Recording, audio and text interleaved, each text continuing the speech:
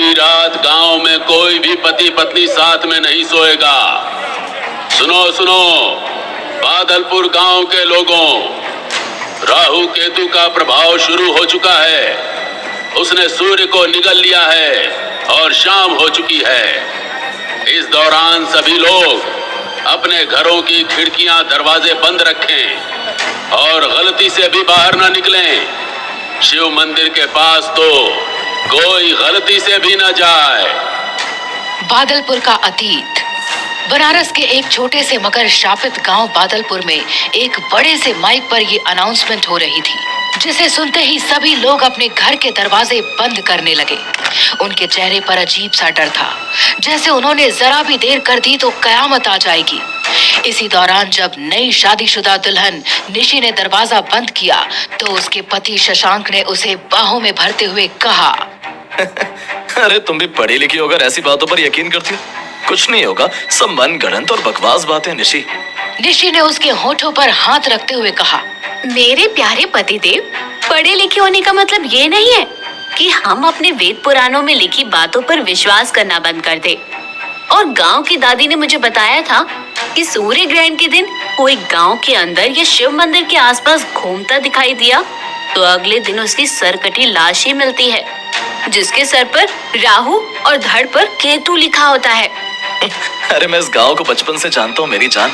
ये सब कुछ गांव का पंडित करता होगा ताकि उसकी रोजी रोटी चलती रहे। ये कहते हुए शशांक ने निशी को बाहों में भर लिया। तभी एक जोरदार बिजली कड़की, जिससे निशी डरते हुए पीछे हट गई। अच्छा, तो फिर सूर्य ग्रहण के दिन शिव मंदिर के सर से चांद और सूर्य मंदिर की मूर्ति क्यों गायब हो जाती है और दूसरे दिन वो अपनी जगह पर मिलती है? फिर सब कुछ ठीक कैसे हो जाता है? अरे वो सब मुझे इन लोगों की साजिश ही लगती है। अब मैं तो शहर में था तो ज्यादा कुछ इसके बारे में नहीं पता। कहते हुए शशांक ने फिर से निशी को बाहों में भरा और उसे किस करने लगा। छोड़ो भी, पता नहीं कि आज की रात पति पत्नी को दूर रहना होता है। मैं नहीं मानता ऐसी बातों को। हमारी नई नई शादी और मैं ये रात डर में नहीं बिताना चाहता। निशी ने मना तो किया, मगर शशांक की जिद के आगे वो मजबूर हो गई। शशांक ने निशी के बदन से उसकी साड़ी जुदा कर दी और बेड पर लिटाकर उसके हुक खोलने लगा। निशी अब मदहोश होती जा रही थी और उसने अपने होंठ दांतों से दबाते हुए आंखें बंद कर ली। इधर शशांक ने निशी के होंठ पर अपने होंठ रख दिए और उसे किस करने लगा। तभी अचानक ही जोरों की बिजली कड़की, जिससे निशी ने डरकर शशांक के सीने में अपना सर छिपा लिया। शशांक, मुझे डर लग रहा है, कुछ मत करो प्लीज। मगर शशांक कहाँ रुकने वाला था। अब निशी के बदन पर एक भी कपड़ा नहीं था। कमरे में पूरी तरह अंधेरा था। शशांक निशी के ऊपर झुका ही था कि तभी निशी चीख पड़ी। क्या हुआ निशी? ये क्या हरकत है? निशी के मुंह से एक शब्द भी नहीं फूट रहा था। डर के मारे उसकी जुबान तालू से जा चिपकी थी। आंखें हैरानी से फटी हुई। उसने जैसे तैसे हिम्मत करके शशांक के पीछे की तरफ इशारा किया तो शशांक ने पलटकर उस तरफ देखा। कमरे के अंदर एक डरावनी काली परछाई खड़ी थी, जिसके धड़ पर उसका सर नहीं था, मगर उसके हाथ में जरूर एक सर था, जो भयानक तरीके से निशी और शशांक को देखकर हंसे जा रहा था। उसे देखकर शशांक की हालत ऐसी हो गई जैसे वो दुनिया का सबसे बड़ा गुनाह करते पकड़ा गया हो। कौन हो तुम? देखो तुम जो कोई भी हो, मैं तुमसे डरने वाला नहीं हूँ। ये कहते हुए शशांक अपनी जगह से उठा और दरवाजे की तरफ भागा, लेकिन तभी एक जोरदार चीख गूंजी उस कमरे में। ये चीख शशांक और निशी दोनों की थी। अगली सुबह शशांक के घर के बाहर गांव वालों की भीड़ जमा थी। निशी एक कोने में खड़ी पागलों की तरह बड़बड़ा रही थी, जिसने इस भयानक मंजर को देखा था।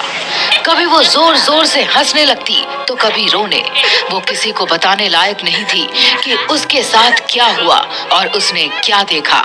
घर के एक कमरे में शशांक की सरकटी लाश पड़ी थी, जिसके सर पर राहु और धड़ पर केतु लिखा हुआ था।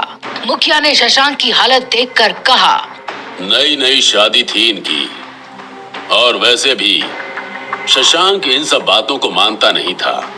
जरूर इन्होंने वो गलती कर दी होगी, क्योंकि गांव से बाहर तो ये निकला ही नहीं। किसी के मुंह से कोई शब्द नहीं निकल रहा था। सब अंदर ही अंदर काफी डरे हुए थे। तभी एक बुजुर्ग ने मुखिया से कहा, मगर कब तक चलता रहेगा इस गांव में राहु केतु का प्रकोप?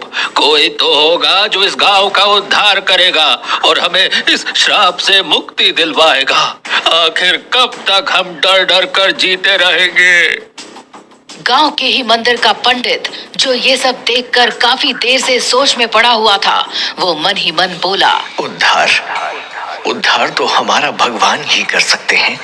ये कलयुग में उनके आने की शुरुआत है और उस राक्षस के आने की भी, जो न जाने कब से कलयुग के अंतिम चरण का इंतजार कर रहा है।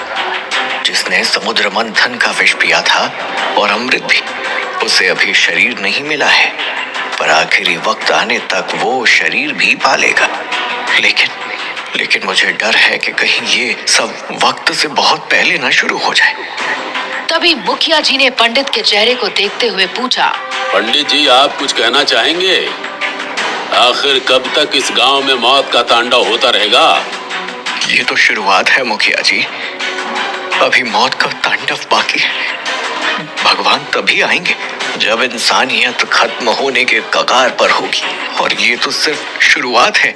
ये क्या कह रहे हैं आप? क्या इसे रोकने का कोई उपाय नहीं? तभी वहाँ पर एक रौबदार आवाज गूंजी, है उपाय, हम उद्धार करेंगे इस गांव का।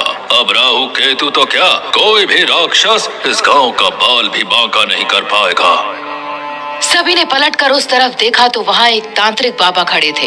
उन्होंने आगे कहा, इस गांव के बारे में सुना तो हमसे रहा नहीं गया और आ गए समाधान लेकर। हमें पता है कि आपकी मदद कोई सरकार या पुलिस नहीं करेगी, क्योंकि उन्हें इस श्राप पर यकीन नहीं। लेकिन हम आपसे वादा करते हैं कि इस गांव से राहु केतु के श्राप को खत्म करके रहेंगे। तांत्रिक बाबा की बात सुनकर पंडित ने कहा, राहु केतु कोई इंसान नहीं, बल्कि समुद्र मंथन के समय के वो राक्षस हैं जिन्हें भगवान विष्णु का सुदर्शन चक्र भी खत्म नहीं कर पाया था। उनका सर और धड़ आज भी अमर है। तांत्रिक बाबा, वो बहुत शक्तिशाली है। अरबों साल से वो हमारे सूर्य को निगल रहे हैं, जिसे हम सूर्य ग्रहण कहते हैं। भला आप उन्हें कैसे अपने वश में कर सकते हैं? इसका जवाब आप सबको आज मिलेगा, जब हम अपने अनुष्ठान में खुद राहु केतु को इस गांव से दूर करेंगे। मगर इसके लिए हमारी एक शर्त है। तांत्रिक की बात सुनकर मुखिया ने कहा, कैसी शर्त बाबा? जब हम अनुष्ठान करेंगे तो पूरे गांव में एक भी इंसान नहीं होना चाहिए। सभी ये गांव छोड़कर चले जाएंगे और अगले दिन से सभी इस गांव में आजादी से रह सकते हैं। सूर्य ग्रहण के दिन भी किसी को डरने की जरूरत नहीं है। इसके अलावा हमें अपने बेटे के साथ इस गांव में रहने के लिए आश्रय चाहिए।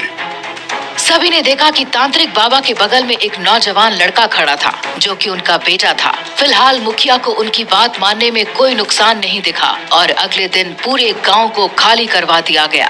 रात का समय हुआ और तांत्रिक बाबा ने अपनी पूजा करनी शुरू की। समय आ गया है इस दुनिया में राहु केतु को आजाद करने का। कलयुग के अंतिम चरण को समय से पहले धरती पर आना ही होगा, वरना हम कल्कि को कभी नहीं पहचान पाएंगे। हमें अपने मकसद में कामयाब होना ही होगा। आखिर क्या करना चाहता है तांत्रिक बाबा? क्या वो गांव को राहु केतु के श्राप से मुक्ति दिला पाएगा या खुद ही बनेगा राहु केतु के आने का कारण? जानने के लिए सुनते रहिए ये कहानी राहु केतु।